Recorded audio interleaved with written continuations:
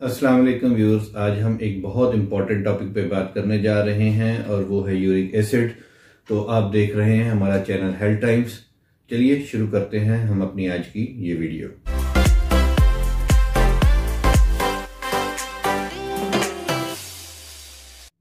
सबसे पहले तो ये जानने की ज़रूरत है कि यूरिक एसिड हमारी बॉडी में कैसे बनता है, कैसे इकट्ठा होता है और इसके होने से क्या क्या कॉम्प्लिकेशंस हो सकती हैं, और ये क्या खाएं तो बढ़ जाता है और क्या खाएं तो कम हो जाता है, और फिर इसका इलाज क्या है।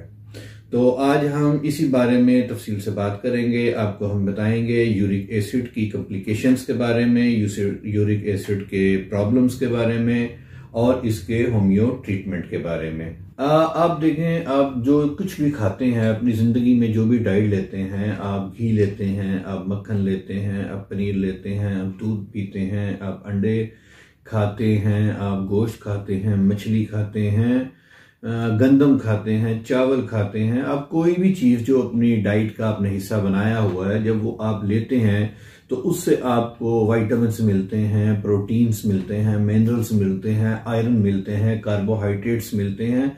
ये इन चीज़ों के खाने से जो हमें एनर्जी मिलती है मुख्तलिफ किस्म की, उन चीज़ों का हमने नाम रखा हुआ है। इसी तरह का एक इंग्रेडिएंट हमारी बॉडी में होता है जिसे हम प्योरीन कहते हैं। जब हम डाइट लेते हैं तो फिर हमारे बॉडी में प्योरीन बन जाता है। इसका अपना एक मेटाबॉलिज्म सिस्टम होता है जिसकी जो इसको डाइजेस्ट करने के अंदर मदद देता है। और जब ये प्योरीन जो सी है डाइजेस्ट हो जाती है तो इसके डाइजेस्ट होने के बाद जो हमारी बॉडी के अंदर वेस्ट मटेरियल होता है, उस वेस्ट मटेरियल को हम यूरिक एसिड कहते हैं।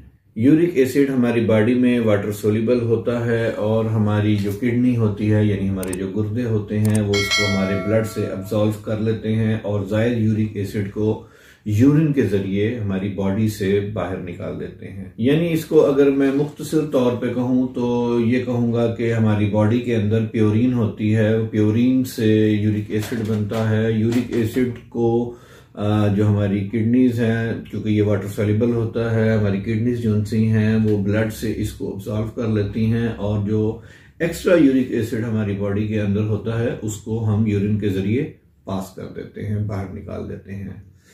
एक बात और मैं आपको इसमें बताऊं कि प्योरीन हमारे इंटरनली तौर पे हमारी बॉडी में खुद भी बनता है। तो कोई भी वजह हो कि हम डाइट ऐसी ले रहे हैं कि जिसकी वजह से प्योरीन ज्यादा बन रही है, या हमारी बॉडी खुद से ज्यादा प्योरीन बनानी शुरू कर रही है, तो वजह कोई भी हो, अगर हमारी बॉडी में प्योरीन की रेशो बढ़ जाएगी तो उतना ही हमारा प्योरीन का जो मेटाबॉलिज्म है वो बढ़ जाएगा, और जितना ज्यादा वो बढ़ जाएगा उतना ही ज्यादा वो यूरिक एसिड बनेगा, और उसको जो जायद यूरिक एसिड होगा उसको तो आपकी किडनीज जो सी हैं वो ब्लड से अब्सॉर्व करके और आपके यूरिन से पास कर देंगी। लेकिन जो एक्स्ट्रा यूरिक एसिड इसके एक्स्ट्रा प्योरीन बनने की वजह से बन जाता है, वही यूरिक एसिड आपके लिए बहुत सी कॉम्प्लिकेशंस पैदा कर देता है। अगर आपको ऐसा लगता है कि आपकी बॉडी में यूरिक एसिड बढ़ गया, यानी कि जिस्म में दर्दें वगैरह फील हो रही हैं, खासकर आपके पाँव में और जिस्म में मुख्तलिफ जॉइंट्स के अंदर दर्दें महसूस हो रही हैं, और आप इसका समझते हैं कि आपको ऐसा लगता है यूरिक एसिड है, तो आपको इसका फौरी तौर पे टेस्ट करवाना चाहिए।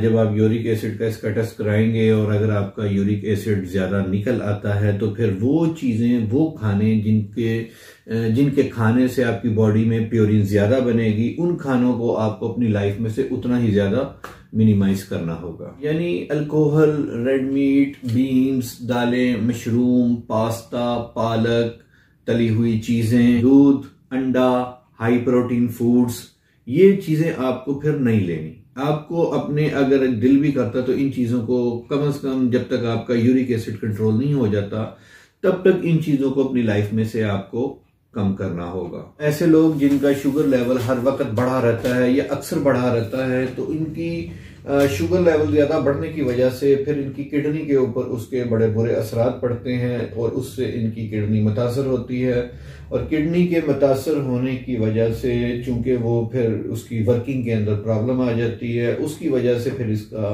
आपकी बॉडी में जो सा है वो यूरिक एसिड ज्यादा बनना शुरू हो जाता है।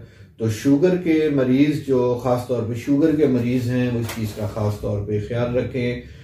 वाटर लेवल, अपना पानी का लेवल जो सा है वो बढ़ा के रखें, पानी को ज़्यादा इस्तेमाल करें और परहेज़ जो सा है उनको दूसरों की निस्बत ज़्यादा करने की ज़रूरत है। तो आपको समझ आ ही गई होगी कि हमारी बॉडी में जब ज़्यादा प्योरीन बनता है तो ज़्यादा यूरिक एसिड बनता है। हमारी किडनीज जो सी हैं वो प्रोसेस करती हैं हमारे ब्लड से इसको लेके, जायद यूरिक एसिड को लेके तो हमारी बॉडी से बाहर निकाल देती हैं।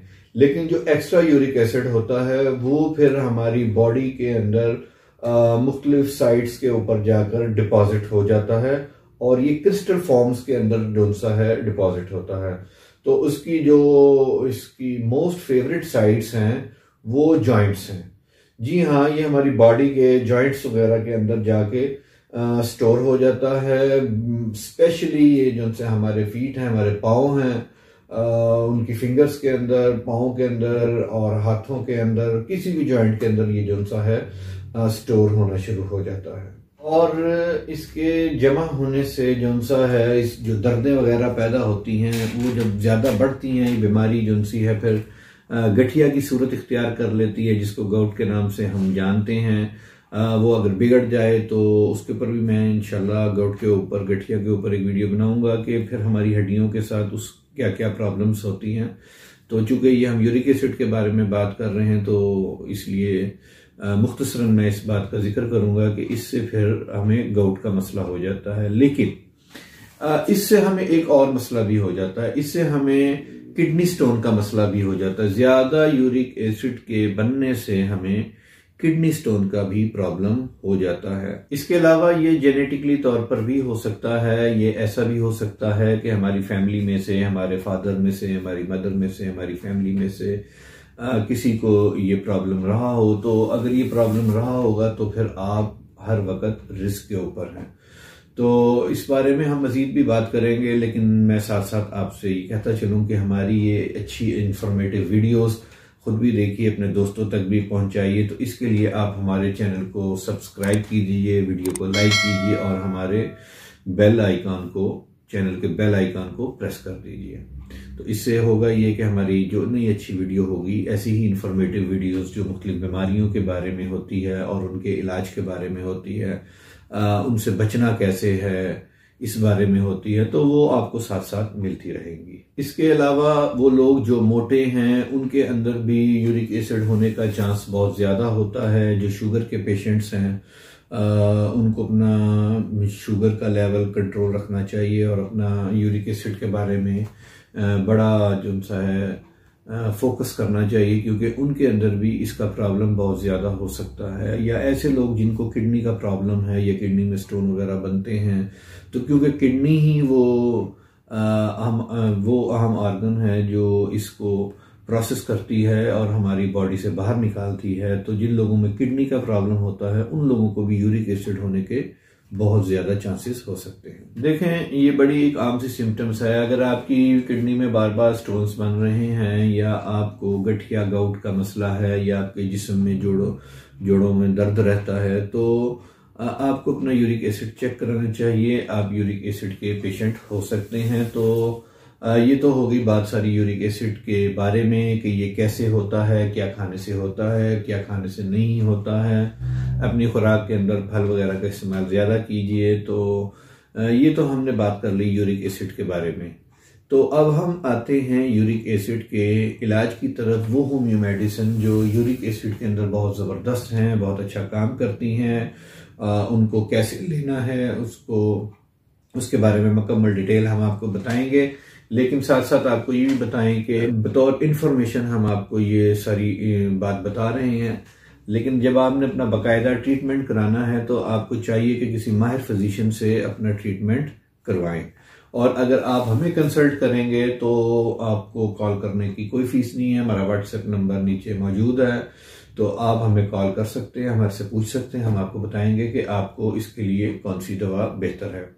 तो चलिए, आज की हम जिन दवाओं का जिक्र करने लगे हैं, होम्यो मेडिसिन का, रेमेडीज का, उनकी बात करते हैं। तो इस सिलसिले में जो हम पहली मेडिसिन की बात करेंगे वो है एसिड यूरिकम। उसको आप 330 के पोटेंसी के अंदर लेंगे और इसके 2 ड्रॉप्स जो उनसे आपने डायरेक्ट अपनी टंग के ऊपर लेने हैं सुबह अर्ली मॉर्निंग के अंदर।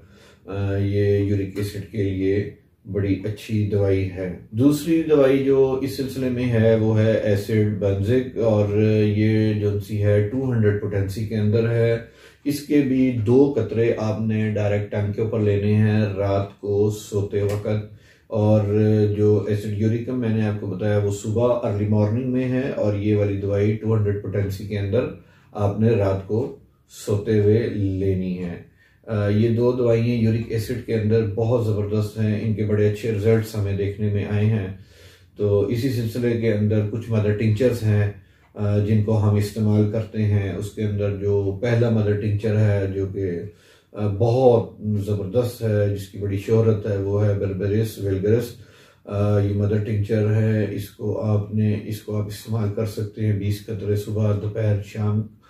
और इसके किडनी स्टोन के लिए भी ये बहुत ज़बरदस्त है, यूरिक एसिड के लिए बहुत ज़बरदस्त है, ये दोनों चीज़ों के लिए बहुत ज़बरदस्त है। इसके बाद जो हम बात करेंगे वो है अर्टिका के बारे में। उसको आप मदर टिंचर के अंदर आप ले सकते हैं, उसको भी 20 कतरे थोड़े से पानी के अंदर 20 कतरे आपने मिक्स करने हैं, सुबह दोपहर शाम आप ले सकते हैं।